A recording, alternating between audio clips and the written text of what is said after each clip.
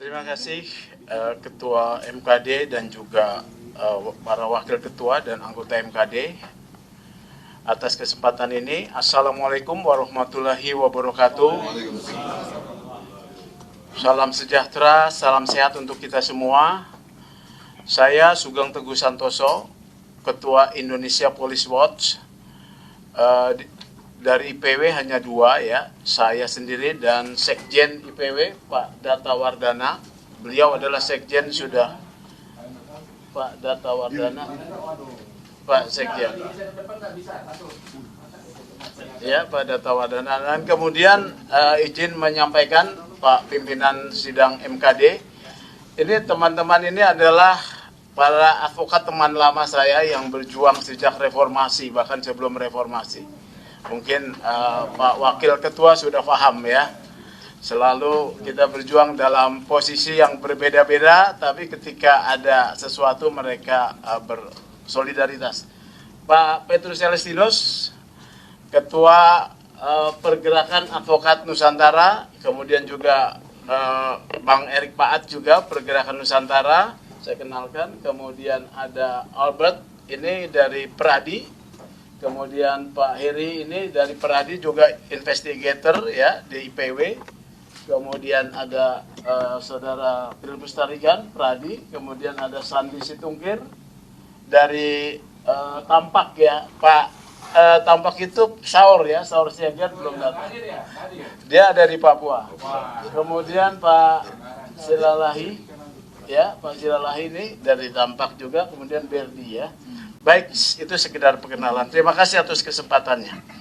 Saya sudah mendengar bahwa ternyata proses pemeriksaan klarifikasi ini terkait dengan keputusan MKD untuk merespon perkembangan berita ya terkait itu, bukan atas pengaduan. Jadi saya mau sampaikan, saya tidak pernah mengadukan ya. Jadi ini atas berita. Oleh karena itu berangkat dari sana, mau saya sampaikan secara kronologis dulu ya. 11 Juli 2022 ketika kasus ini masih gelap ya, 11 Juli IPW sudah menyatakan 3 hal. 1, bentuk TGPF. 2, nonaktifkan Irjen FS. Kemudian ketiga, ini kasus penuh kejanggalan. 11 Juli ya. Bahkan sebelum Karopenmas membuat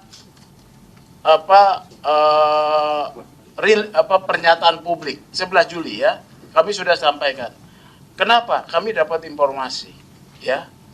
Dan nggak pernah kami memang tidak mau kami buka informasi itu ya. 11 Juli. Kemudian 12 Juli dan 13 Juli kami nyatakan satu hal, obstruction of justice. Ya, 13 Juli. Kami sampaikan obstruction of justice berdasarkan informasi juga dan juga kami klarifikasi ke lapangan. Ya. 13 Juli ternyata 90 orang lebih terlibat, 97 terlibat obstruction of justice. TGPF kami sampaikan dibentuk tim sus. Nonaktifkan Ferdi Sambo, dinonaktifkan pertama ya. Kemudian juga yang lain. Kejanggalan-kejanggalan kami ungkapkan dalam pernyataan-pernyataan publik. Keempat, kami sampaikan tarik kasus dari Polda Metro Jaya ke Mabes Polri. Karena kami juga dapat informasi ya bahwa ada upaya perlawanan. Ada narasi perlawanan yang saya sampaikan ya.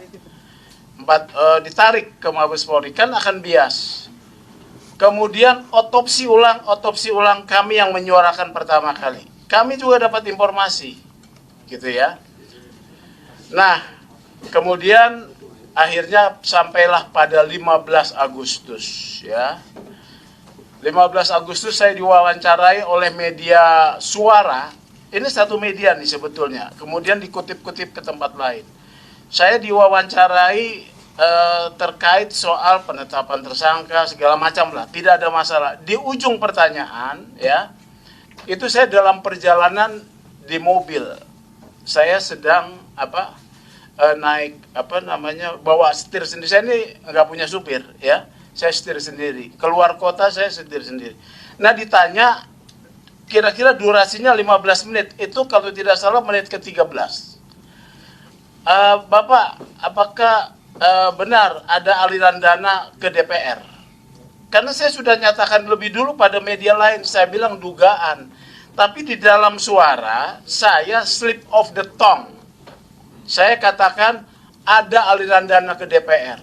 Tapi dalam satu tarikan nafas, berapa detik saya sadar. Oh enggak, itu dugaan loh ya, jangan dibilang saya menuduh. Perhatikan ya, nanti kalau rekaman suara itu terdengar. Saya pikir sudah tidak ada masalah. Nah, suara kemudian memunculkan dalam bentuk online, DPR menerima aliran dana. Saya kaget, ya, karena sudah direspon. Tanggal 15 itu saya posisi sedang di Jogja, Semarang, sedang keliling, menerima pengaduan masyarakat. Ya, sebagai ketua IPW saya menerima pengaduan masyarakat. Tanggal 17 saya kemudian membuat rilis, ya. Tolong diperhatikan, tanggal 17 saya membuat rilis kepada semua media. Saya klarifikasi tidak ada aliran dana kepada DPR. Ya, ini saya tegaskan. Tidak ada aliran dana kepada DPR. Karena apa? Kami melakukan pendalaman terhadap informasi itu, kami tidak dapat. Kalau udah ada, saya tidak akan tedeng aling-aling, saya katakan ada. Ya. Kami lakukan pendalaman, tidak ada. Tidak seperti fakta-fakta yang sudah saya sebutkan sebelumnya. Jadi itu keterangan dari kami ya kepada Mahkamah Kehormatan Dewan yang terhormat ini sebagai penjaga marwah kehormatan DPR. Satu catatan juga Pak Majelis, saya adalah penyusun kode etik Advokat Indonesia 23 Mei 2022. Dan saya adalah sekretaris Dewan Kehormatan Peradi Pusat, sekaligus juga yang memeriksa para terduga pelanggar kode etik selama 10 tahun. Jadi saya memahami, ya, memahami ini. Jadi itu dari saya secara garis besarnya terima kasih.